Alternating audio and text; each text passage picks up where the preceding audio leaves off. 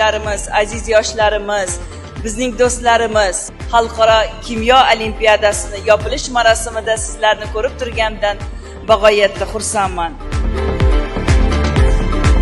Hurmatli prezidentimiz Shavkat Mirziyoyev rahbarligida 3-Renessansga poydevor qo'yilyapti va yurtimiz ilm-ma'rifat markaziga aylanib boryapti.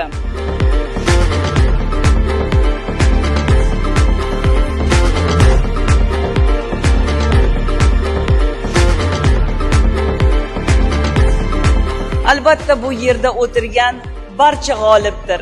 O'ylaymanki, bu bizda doimiy ravishda har yili o'tkaziladigan xalqaro olimpiadada do'stlik, birdamlik va kimyo fanini sevuvchi yoshlar birlashadi.